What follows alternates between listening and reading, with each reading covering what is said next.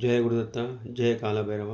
నేను మీ శివరామకృష్ణ దత్తభక్తుని, శ్రీ కాలభైరవ సాధకుని.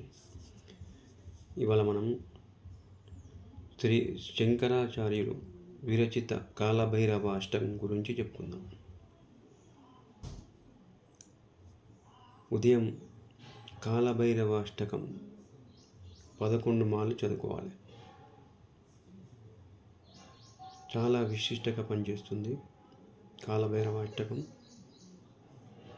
ఈ అష్టక పారాయణం జరిగే చోట రావి చెట్టు, వేప చెట్టు, మారేడు చెట్టు మరియు నది ప్రాంగణంలో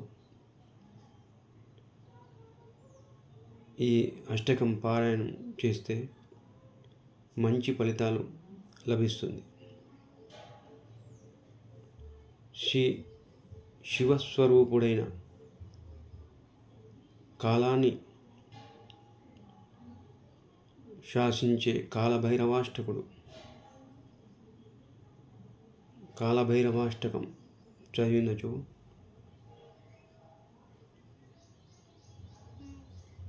విషాదాలు, బాధలు, కన్నీళ్ళు ఉండవు. ఇది సత్యం. కాలభైరవ అంటేనే అందరూ భయపడుతున్నారు. అది తప్పు. అందరూ చదువుకోవాలి. కొన్ని ఏళ్ళ ముంగట కాలభైరవ అష్టకం చదువుతా అంటేనే కొందరు భయపడేది. ఇప్పుడు కాలభైరవుడు ప్రసిద్ధి పొందాడు. ఇప్పుడు అంతా కాలభైరవ అష్టకమే.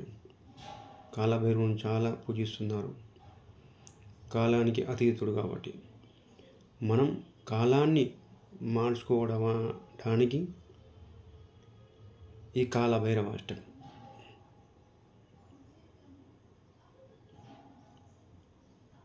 ఎంత విశిష్టంగా పనిచేస్తుందంటే, ఎంత పవర్ఫుల్గా పనిచేస్తుందంటే కాలభైరవ అష్టకం రోజుకు 11 మార్లు చదువుకోవాలి. కాలభైరవ అష్టకం ప్రతి ఒక్కరూ.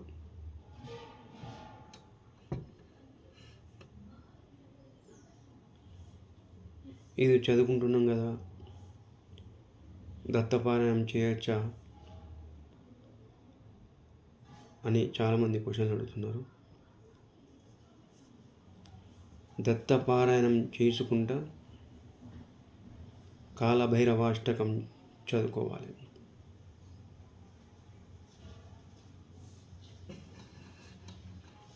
ఈ కాలభైరవాష్టకం చదివినచో అంతా మంచిగా జరుగుతుంది అందరికీ. జయ గురుదత్త, జయ కాలభైరవ. సర్వే జనా సుఖినో భవంతు, సమస్త సన్మంగళాని సంతు.